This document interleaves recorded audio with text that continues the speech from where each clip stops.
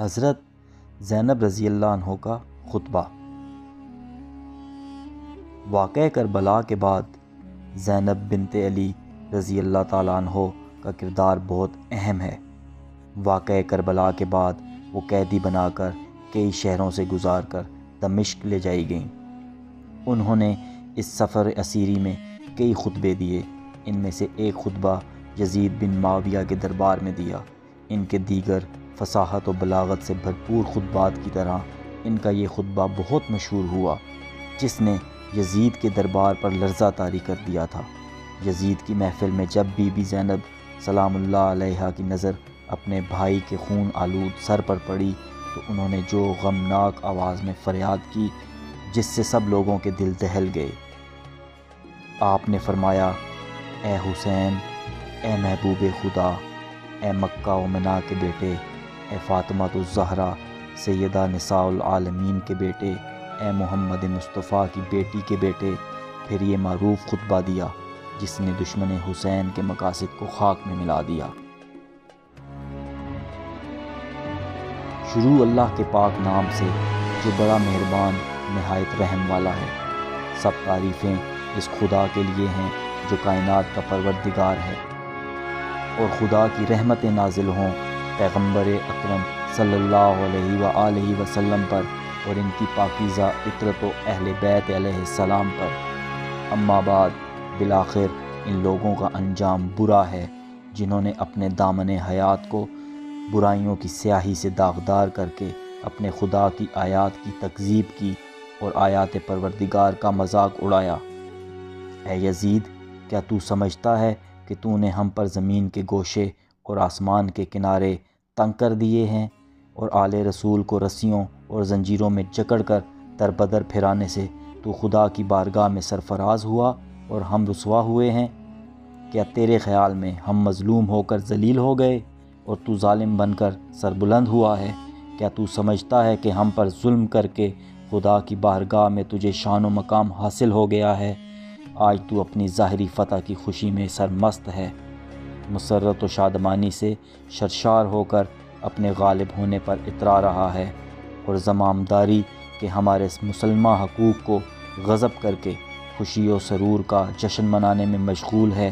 اپنی غلط سوچ پر مغرور نہ ہو اور ہوش کی سانس لے۔ کیا تو نے خدا کا یہ فرمان بھلا دیا ہے کہ حق کا انکار کرنے والے یہ خیال نہ کریں کہ ہم نے انہیں جو مہلت دی ہے وہ ان کے لیے بہتر ہے، بلکہ ہم نے انہیں اس لیے ڈھیل دے رکھی ہے کہ جی بھر کر اپنے گناہوں میں اضافہ کر لیں، اور ان کے لیے خوفناک عذاب معین کیا جا چکا ہے۔ اے طلقہ کے بیٹے، کیا یہ تیرا انصاف ہے کہ تو نے اپنی مستورات اور لونڈیوں کو چادر اور چار دیواری کا تحفظ فراہم کر کے پردے میں بٹھا رکھا ہوا ہے، جبکہ رسول زادیوں کو سربرہنہ در بدر پھرا رہا ہے؟ تو نے مخترات عصمت کی چادریں لوٹ لیں اور ان کی بے حرمتی کا مرتکب ہوا ہے۔ تیرے حکم پر اشقیاء نے رسول زادیوں کو بے نقاب کر کے شہر بہ شہر پھرایا۔ تیرے حکم پر دشمنان خدا اہل بیت رسول کی پاک دامن مستورات کو ننگے سر لوگوں کے ہجوم میں لے آئے، اور لوگ رسول زادیوں کے کھلے سر دیکھ کر ان کا مذاق اڑا رہے ہیں، اور دور و نزدیک کے رہنے والے سب لوگ ان کی طرف نظریں اٹھا اٹھا کر دیکھ رہے ہیں۔ ہر شریف و کمینے کی نگاہیں ان پاک بیبیوں کے ننگے سروں پر جمی ہیں۔ آج رسول زادیوں کے ساتھ ہمدردی کرنے والا کوئی نہیں۔ آج ان قیدی مستورات کے ساتھ ان کے مرد موجود نہیں ہیں جو ان کی سرپرستی کریں۔ آج آل محمد کا معین و مددگار کوئی نہیں ہے۔ آج آل محمد کا معین و مددگار کوئی نہیں ہے۔ اس شخص سے بھلائی کی کیا توقع ہو سکتی ہے جس کی ماں نے پاکیزہ لوگوں کے جگر کو چبایا ہو، اور اس شخص سے انصاف کی کیا امید ہو سکتی ہے جس نے شہیدوں کا خون پی رکھا ہو؟ وہ شخص کس طرح ہم اہل بیت علیہ السلام پر مظالم ڈھانے میں کمی کر سکتا ہے جو بغض و عداوت اور کینے سے بھرے ہوئے دل کے ساتھ ہمیں دیکھتا ہے؟ اے یزید، کیا تجھے شرم نہیں آتی کہ تو نے اتنے بڑے جرم کا ارتکاب کرنے اور اتنے بڑے گناہ کو انجام دینے کے باوجود فخر و مباحت کرتا ہوا یہ کہہ رہا ہے کہ آج اگر میرے اجداد موجود ہوتے تو ان کے دل باغ باغ ہو جاتے، اور مجھے دعائیں دیتے ہوئے کہتے کہ اے یزید، تیرے ہاتھ شل نہ ہوں۔ اے یزید، کیا تجھے حیا نہیں آتی کہ تو جوانان جنت کے سردار حسین ابن علی علیہ السلام کے دندان مبارک پر چھڑی مار کر ان کی بے ادبی کر رہا ہے؟ اے یزید، تو کیوں خوش نہ ہو اور فخر و مباحت کے قصیدے نہ پڑھے، کیونکہ تو نے اپنے ظلم و استبداد کے ذریعے فرزند رسول خدا اور عبد المطلب کے خاندانی ستاروں کا خون بہا کر ہمارے دلوں کے زخموں کو گہرا کر دیا ہے، اور شجرہ طیبہ کی جڑیں کاٹنے کے گھناؤنے جرم کا مرتکب ہوا ہے۔ تو نے اولاد رسول کے خون میں اپنے ہاتھ رنگین کیے ہیں۔ تو نے عبد المطلب کے خاندان کے ان نوجوانوں کو تہہ تیغ کیا ہے جن کی عظمت و کردار کے درخشندہ ستارے زمین کے گوشے گوشے کو منور کیے ہوئے ہیں۔ آج تو آل رسول کو قتل کر کے اپنے بدنہاد اسلاف کو پکار کر انہیں اپنی فتح کے گیت سنانے میں منہمک ہے۔ تو سمجھتا ہے کہ وہ تیری آواز سن رہے ہیں؟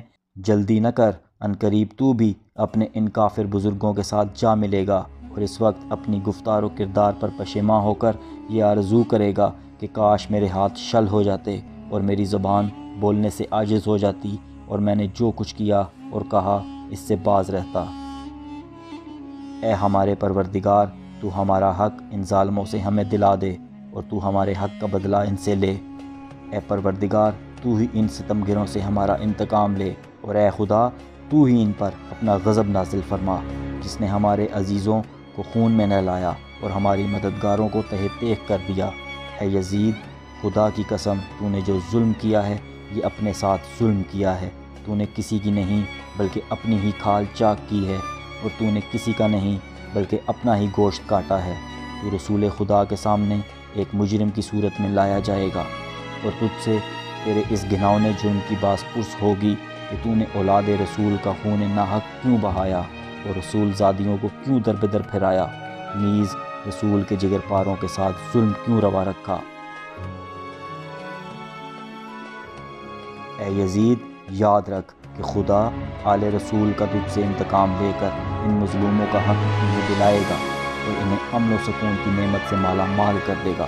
خدا کا فرمان ہے کہ تم گمان نہ کرو کہ جو لوگ راہ خدا میں مارے گئے وہ مر چکے ہیں، بلکہ وہ ہمیشہ کی زندگی پا گئے اور بارگاہ الہی سے روزی پا رہے ہیں۔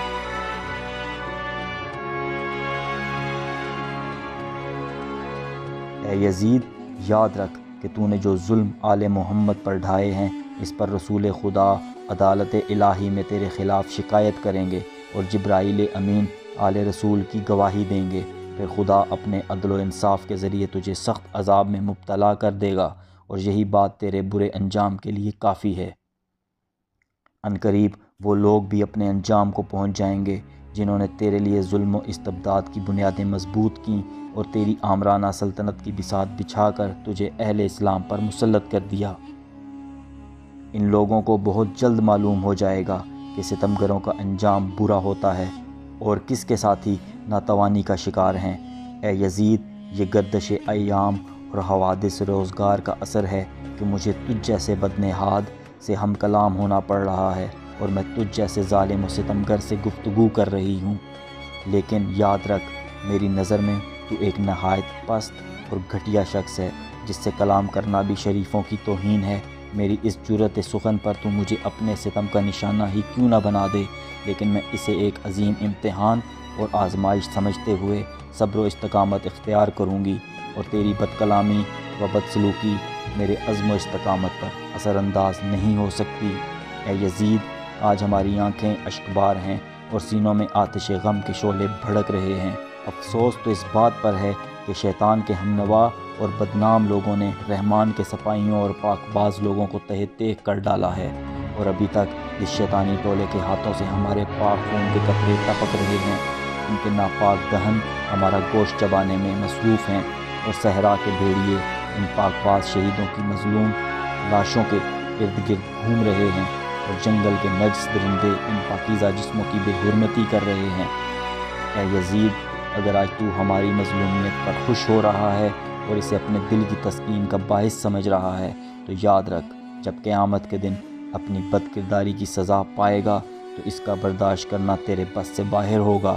خدا عادل ہے اور وہ اپنے بندوں پر ظلم نہیں کرتا۔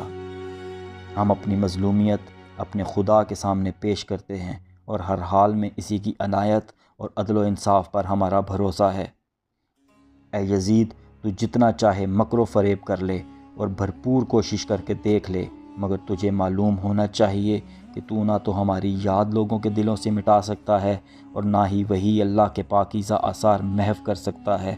تو یہ خیال خام اپنے دل سے نکال دے کہ ظاہر سازی کے ذریعے ہماری شان و منزلت کو پالے گا۔ تو نے جس گھناؤنے جرم کا ارتکاب کیا ہے، اس کا بدنما داغ اپنے دامن سے نہیں دھو پائے گا۔ تیرا نظریہ نہایت کمزور اور گھٹیا ہے۔ تیری حکومت میں گنتی کے چند دن باقی ہیں، تیرے سب ساتھی تیرا ساتھ چھوڑ جائیں گے۔ تیرے پاس اس دن کی حسرت و پریشانی کے سوا کچھ بھی نہیں بچے گا، جب منادی یہ ندا کرے گی کہ ظلم و ستمگر لوگوں کے لیے خدا کی لعنت ہے۔ ہم خدائے قدوس کی بارگاہی میں سپاس گزار ہیں کہ ہمارے خاندان کے پہلے فرد حضرت محمد مصطفیٰ صلی اللہ علیہ وسلم کو سعادت و مغفرت سے بہرہ مند فرمایا اور امام حسین علیہ السلام کو شہادت اور رحمتوں کی نعمت سے نوازا۔ ہم بارگاہ ایزدی میں دعا کرتے ہیں کہ وہ ہمارے شہیدوں کے ثواب و اجر میں اضافہ و تکمیل فرمائے اور ہم باقی سب افراد کو اپنی عنایتوں سے نوازے۔ بے شک خدا ہی رحم و رحمت کرنے والا ہے اور حقیقی معنوں میں مہربان ہے۔ خدا کی عنایتوں کے سوا ہمیں کچھ مطلوب نہیں اور ہمیں صرف اور صرف اسی کی ذات پر بھروسہ ہے، اسی لیے کہ اس سے بہتر کوئی سہارا نہیں۔